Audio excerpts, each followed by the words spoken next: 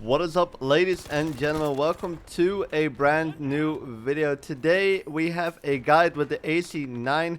Thank you to the EA Creator Network for making this video possible. If you're curious for just the attachments, be sure to head over to the timestamp that's linked down in the description if you're just curious for what attachments I am using in this video. Also, if you're curious for full gameplay, full raw unedited gameplay without any commentary, I uploaded every single gameplay that I got to play of the 2 hours of playtest over to the second channel, including gameplay with this SMG. I have 2 games on Conquest and Breakthrough with this SMG, so if you're curious for that, be sure to head out to the description. I have the linked videos down there. The AC9 might be one of the most fun SMGs in this game. It's got an extremely high rate of fire, so it really fits the aggressive playstyle, which, you know, guys, I really enjoy the aggressive playstyles. It felt a lot of fun. You have a high chance of winning those close quarter gunfights, and that's really a gun I was looking for. As you can see right now, the Cobra sights is a little bit different. I haven't tested the Cobra sights on different weapons yet, but they allowed the Cobra sights on this weapon, which wasn't the case before Season 4. If they're gonna allow Cobra sights on multiple weapons now, would be very cool. Not sure if that's actually something they're going to do, but I really enjoyed using it on the AC9 SMG. This is not a vault weapon, in case you're confused right now. They just put the Cobra sights into the attachments for this one. It looks slightly different. I actually kind of like this Cobra sights a little bit more than the Cobra sights from Portal, or from Battlefield 3, I should say. So that's a lot of fun.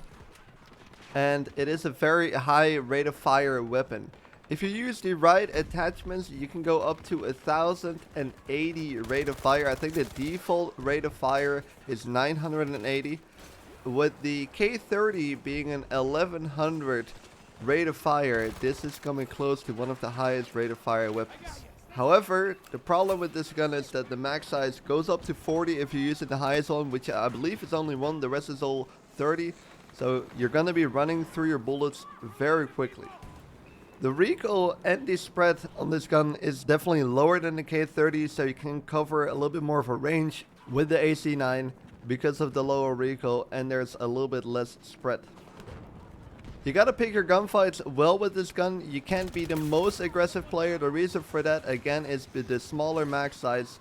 You cannot really fight more than 4 players unless you're extremely accurate, of course, or you're on a flank where you can pick your bullets very smartly.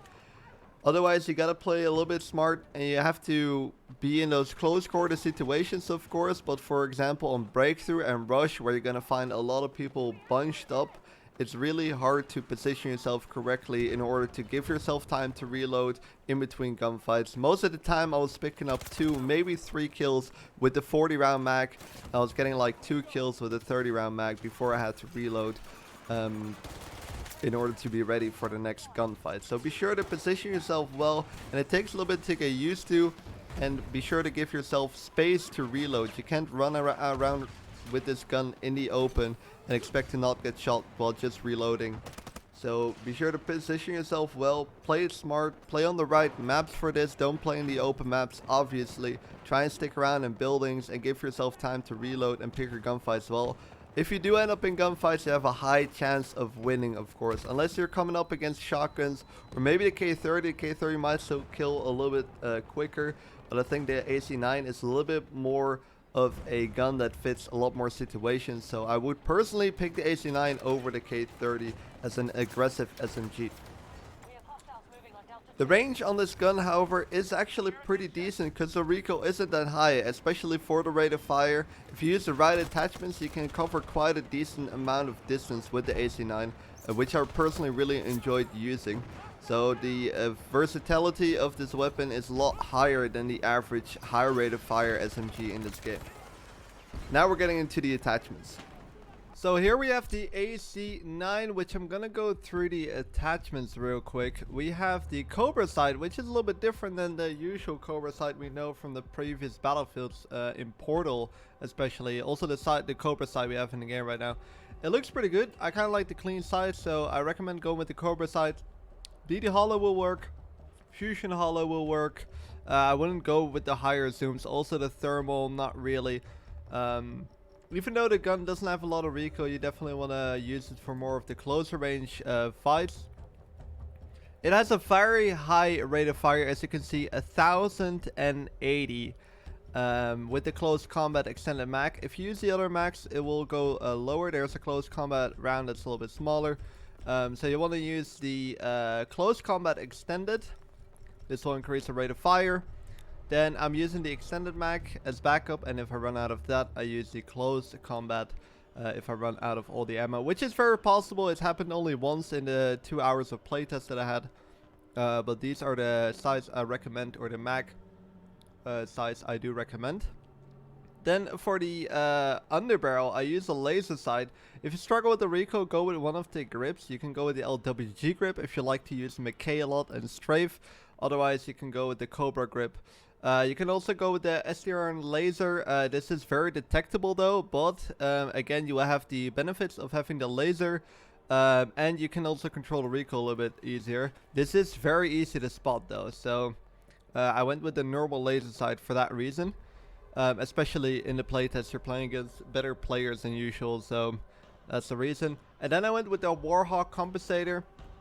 This will increase the recoil control. The weapon spread on this gun is not too bad, so the Warhawk compensator is pretty good.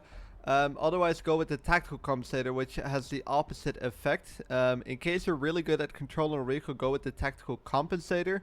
This will make the gun a lot more accurate in terms of the spread. So you can go for longer range kills with it a lot easier.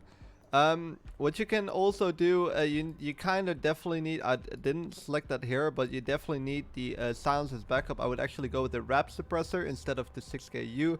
This is more if you're going for the really stealth. This will keep you off the minimap completely. This will keep you off the minimap within a certain range. This doesn't really affect the gun that much, besides the projectile velocity will get a lot lower. So don't really go for longer range gunfights with the rap suppressor anymore. But definitely use the rap suppressor as backup. You can use higher zooms. I just would still recommend going and sticking to the Cobra side in general. So these are the attachments. The main one, Cobra, close combat extended, the normal laser sight, and the Warhawk compensator. Consider leaving a like and subscribing if you haven't yet, if you thought this video was useful. Again, head over to my second channel if you want to see full, raw, unedited gameplay of Season 4. Thank you guys for watching, and I hope to see you guys in the next video.